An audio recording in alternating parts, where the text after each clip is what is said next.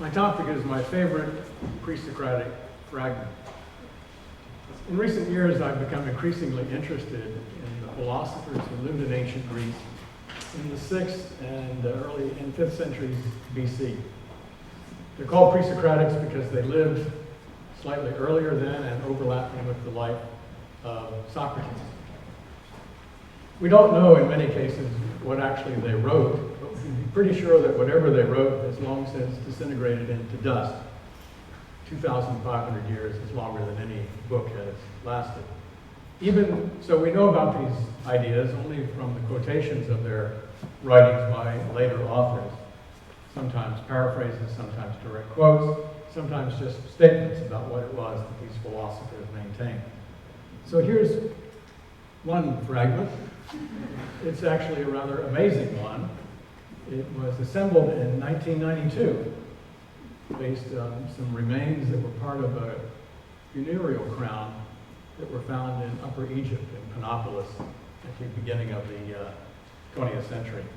But two scholars, Alain Martin and Oliver Primavesi, assembled these fragments into a coherent whole, and in the process invented or recreated 69 lines of a poem by the philosopher Empedocles that were previously unknown.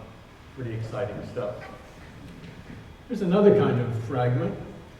This is an early manuscript of Homer's Iliad, dates from the 10th century. It's called Venetus A, and it's the most famous manuscript of any early Greek word. But you can notice in the margins of this manuscript there are little scribbled comments. These are called scholia, notes by various readers at different points in the history of the manuscript. I know your teacher told you in high school never write in the margin, but it's good that these people chose to do so, because recorded in these marginal comments are frequent remarks about earlier thinkers and their ideas. And that's where this fragment comes from. It's fragment B32 of a thinker known as Xenophanes of Colophon. Colophon was a small town on the Ionian coast, now part of modern Turkey. And so these two lines of Greek are a scholium on Homer's Iliad, book 11, line 27. And they read, Hein to Iran kaleusi, nephos kai tuton pephuke, porphyrion kai phonicion kai chloron idestai. I know that's Greek to you, it's Greek to me too. So who was Xenophanes? Here's an image of Xenophanes. It's a sort of standard bust of a Greek philosopher. It has the usual beard, as in Mark Lang's case, and it is really more generic, so we really don't know exactly what Xenophanes looked like. He might have looked like that. It's possible. You could have a bad hair day in ancient Greece, but it's more likely that he looked something like this. This is an image of a singer, a rhapsode, and we know that's what Xenophanes was. He sang his songs in aristocratic households, as he says, up and down the length of Greece. So he would appear after dinner, as we have gathered after dinner, and present ideas and theories in the form of his poetry. You can see he's strumming on his 7-string lyre, and the words are floating out of his mouth.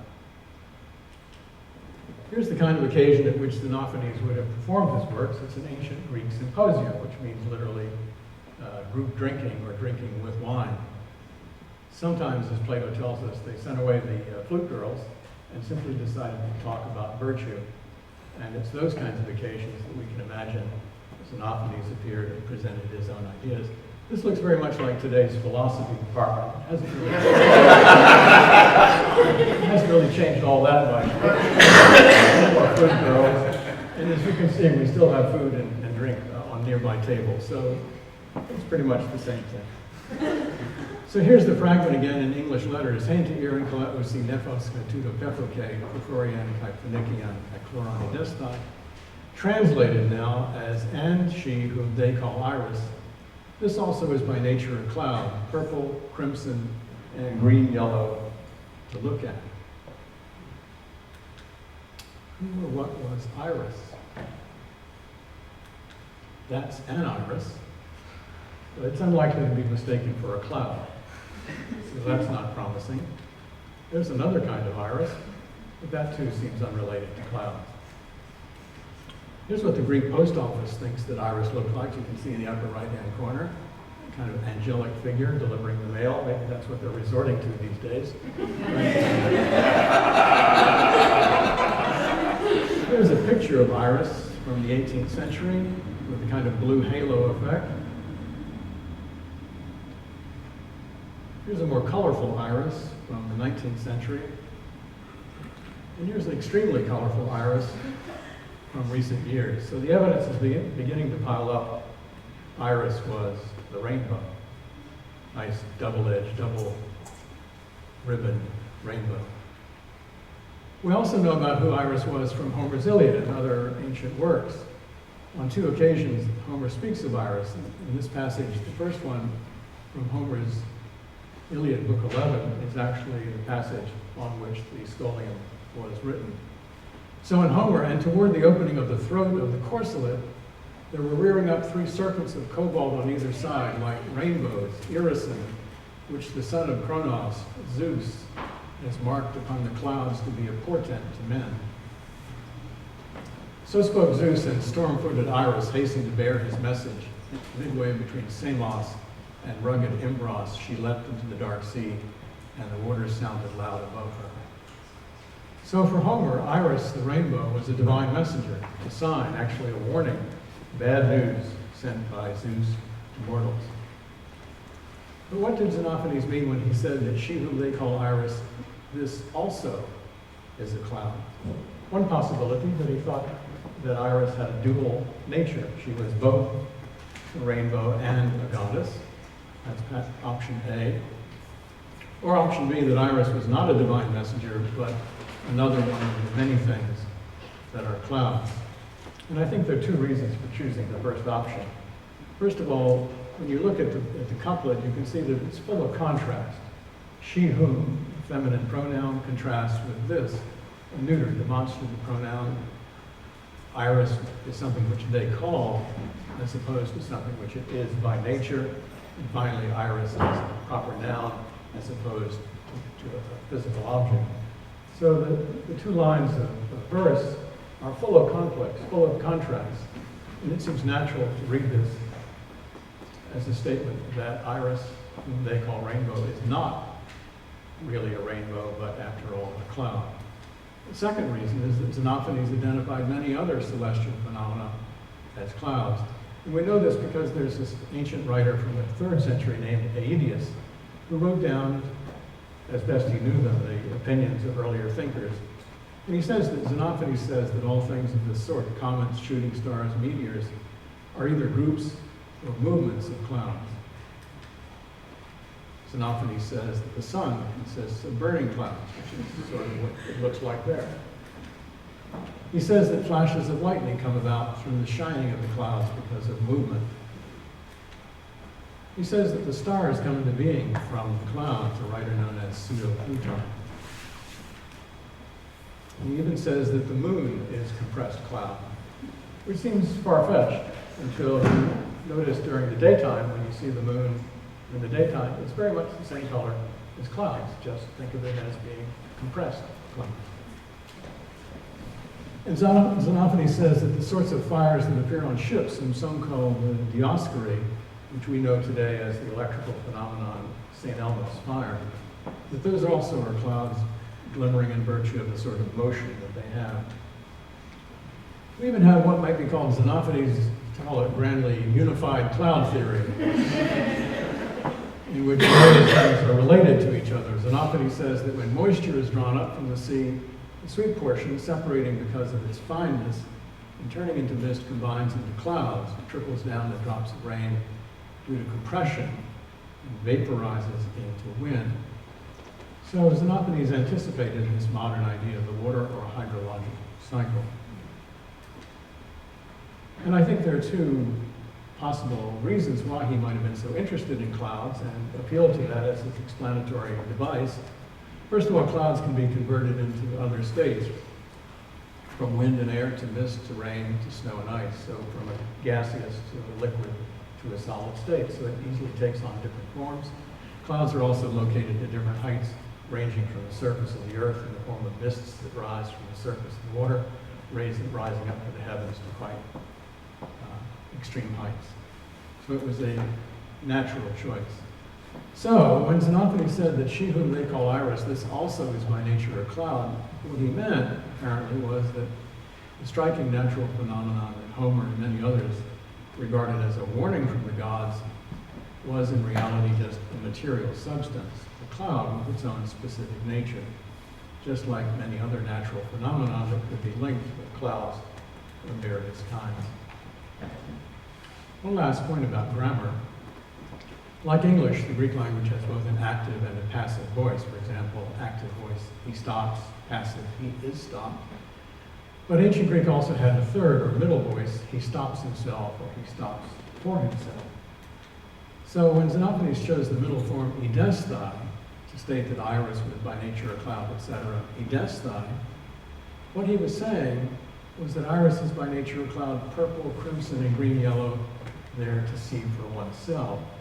Not surprisingly, the colors that he picks, that he mentions, are the three visible bands of the spectrum, right?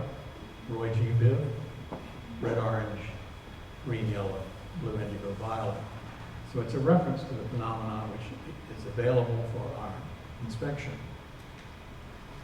And this fits with what Xenophanes says elsewhere about seeking and discovering, famous fragment B18.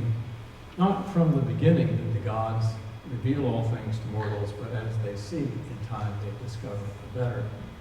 So the remark about the rainbow is part of a larger program of Xenophanes to encourage people to look at the natural world, to observe it directly, to make inquiries into it, and in the process discover its nature, as opposed to relying on some divine revelation. This attitude is reflected in a wide range of topics discussed by Xenophanes: fossils, frogs, eclipses, and volcanoes. He's actually the first person ever in the history of science to mention fossils. This is the first recorded mention. He evidently learned about the presence of these fossilized remains of sea creatures at different locations, different inland locations. And so he was puzzled, why should there be marine life at inland locations? And he develops a theory of worldwide flooding to explain how these fish got to these inland spots and were later frozen in the mud. And it led him to postulate a theory of cyclical worldwide floods and droughts. We don't know what he said about frogs. We have only one fragment dealing with frogs, and it says, frog.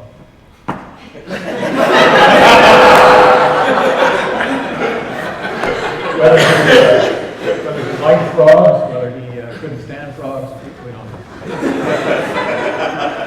But he also had a theory about eclipses. He thought that the sun was fed by mists that were rising from the surface of the earth, and so over desert areas, the mists would dry up, and without that fuel to run on, the sun would lose its light. He also commented on the periodic eruption of volcanoes. This one's Stromboli in Sicily. It's one you would have known about. So to conclude, Xenophanes rejected the popular understanding of the rainbow as a sign or warning from the gods. He identified it instead as a multicolored cloud, one of many cloud-related phenomena that are produced by condensation, compression, and evaporation, and there for us to see for ourselves. In short, at some point in the 6th century BC, Xenophanes invented the way of thinking we know today as natural science. He sought for a single basic substance to explain a wide variety of phenomena. He explained the events taking place throughout nature in terms of regular causal principles. He dismissed the gods of the Greek popular religion to the explanatory sidelines, and he encouraged his fellow symposiists to travel around and to observe the world for themselves. So this little two-line couplet actually packs a wallop. It has included in it, built within it, this contrast between two fundamentally different ways of thinking about the world. It has one foot in the world of ancient Greek myth and religion, belief in divine revelation, in gods and goddesses, and yet it has another foot in the new science, the new Ionian science, which is part of the great legacy left from ancient Greece to the modern world. I know of no other ancient Greek document that expresses so clearly and so succinctly this contrast between the old and new way of thinking. And so that's why it's my favorite Greek Socratic fragment.